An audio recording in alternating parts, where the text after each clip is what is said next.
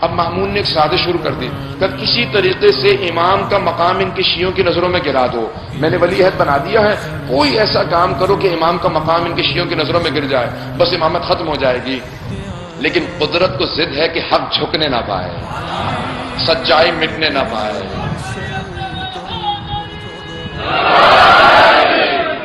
تو بس بھئی اللہ سبحانہ و تعالیٰ کا ایک اپنا نظام ہے۔ اللہ سبحانہ و تعالیٰ قرآن میں کہتا ہے کہ وَمَكَرُوا وَمَكَرَ اللَّهُ وَاللَّهُ خَيْرُ الْمَاكِرِينَ، وہ اپنے مکر و فریب کرتے رہتے لیکن اللہ کا اپنا منصوبہ ہے۔ اللہ کہتا ہے کہ بہترین منصوبہ اللہ ہی کا ہوا کرتا ہے۔ جب سید الشہداء سے ایک جملہ کہا تھا نا جناب عبداللہ ابن عباس نے، کہا کہ مولا کربلا عراق مت جائیے، آپ کو یزید مار دے گا۔ مولا نے کہا میں جانتا ہوں، میں کربلا شہادت کے لیے جا رہا ہوں۔ کہا آپ جانتے ہیں آپ شہادت کے لیے جا رہے ہیں؟ مولا نے کہا ہاں، تو مجھے بتائے گا۔ میں جانتا ہوں میں شہادت کے لیے جا رہا ہوں۔ کہا پھر مولا مجھے سمجھ میں نہیں آ رہا کہ اگر آپ شہادت کے لیے جا رہے ہیں تو بہنوں کو ساتھ کیوں لے جا رہے ہیں؟ مولا نے کہا جب میرا خون بہے گا نا تو میرے نانا کا دین بچ جائے گا اور میرے خون کو بچانے والی میری بہنیں ہوں گی۔ تو کہا مولا یہ کیسے ہو سکتا ہے؟ کہا چاروں طرف سے گھیر کے یزید مجھے مار دے گا، وہ سمجھے گا میں نے ختم کر دیا۔ لیکن امام حسین نے ایک جملہ کہا کہ ان اللہ یؤید دینہ برجل فاسق، خدا بعض اوقات ایک فاسق آدمی سے بھی اپنے دین کی تائید لے لیتا ہے۔ یزید یہ سمجھے گا میں نے حسین کو گھیر کے مار دیا، حسین مر گئے، لیکن یاد رکھو میری شہادت ہی میں میری بقا ہے۔ وہ سمجھے گا حسین ختم ہو گئے، یاد رکھو میں کبھی ختم ہونے والا ہی نہیں ہوں۔ تو بس بھی سید الشہداء نے جملہ کہا۔ اب یاد رکھیے گا بعض اوقات ایک فاسق فاجر ہوتا ہے، وہ سمجھتا ہے کہ میں ختم کر دوں گا، لیکن اللہ اسی سے دین کی تائید لے لیتا ہے، اللہ اسی سے انڈورسمنٹ لیتا ہے۔ تو اب امام رضا علیہ السلام کو نیچا دکھانے کی کوششیں شروع ہو چکی تھی۔ مامون کہتا تھا میں امام کو کسی طریقے سے کہہ دوں گا یہ میرے ولی عہد ہیں، مختلف طریقے سے سازشیں کر رہا تھا۔ توجہ ہے لوگ میرے ساتھ؟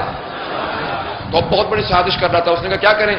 تو لوگوں نے کہا بھی 2 سال سے قحط پڑا ہوا ہے، قحط سمجھتے ہیں نا سب لوگ، بارش نہیں ہو رہی، ڈراؤٹ ہے، فصلیں اجڑ گئی ہیں، چشموں میں پانی ختم ہو گیا، کہیں پانی نہیں، سبزہ ختم ہو رہا ہے، 3را سال جا رہا ہے، سوکھا ہے، بالکل قحط پڑا ہوا ہے۔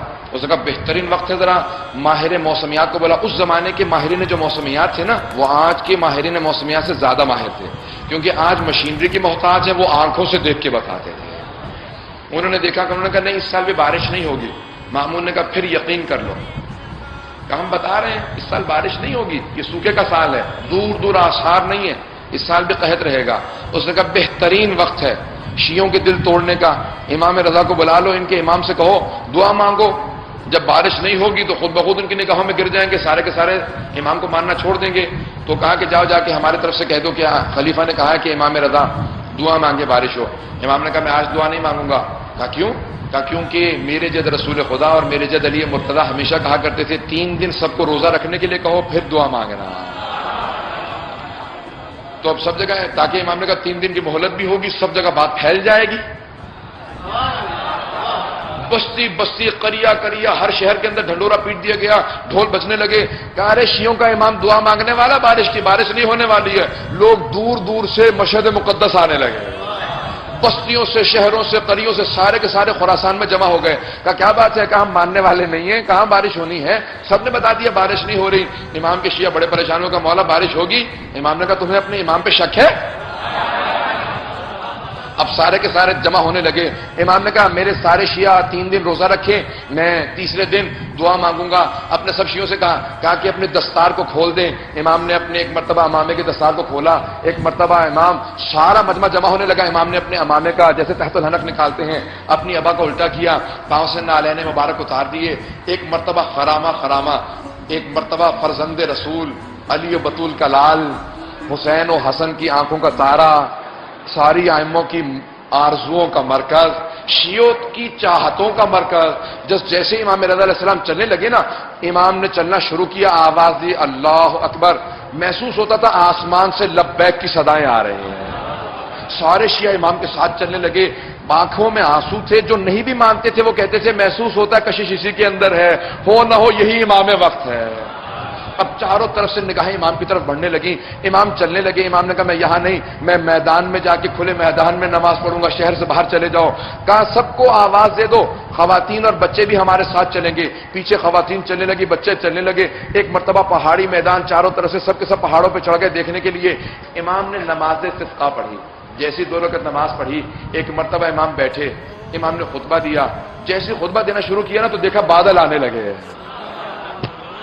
اب سارا مجمع دوڑنے لگا، امام نے کہا رک جاؤ، یہ بادل تمہارے لیے نہیں ہے، یہ 7 والی بستی کے لیے آ رہے ہیں۔ امام نے کہا تم جب تک گھر نہیں جاؤ گے میں وعدہ کرتا ہوں بارش نہیں آئے گی۔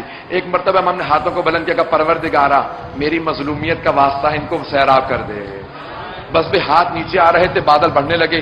امام نے کہا اپنے اپنے گھروں کو لوٹ جاؤ، بارش ہونے والی ہے۔ سب اپنے گھروں کو لوٹ گئے۔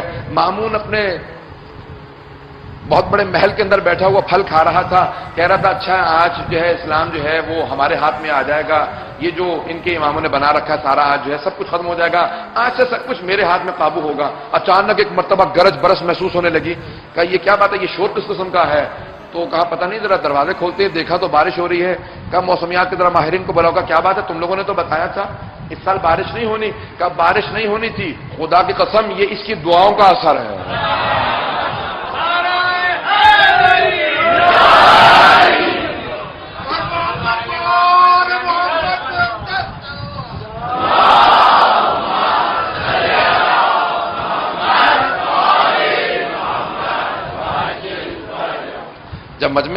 جب ہارون مامون نے یہ سنا نا کہ ان کی دعاؤں کا اثر ہے، کا خبردار یہ مجھے تو بتا دیا، مجمع کو مت بتانا، تم اپنے اپنے گھر چلے جاؤ، بس اب بارش ہو گئی ٹھیک ہے، آئندہ کچھ اور منصوبہ سوچتے ہیں۔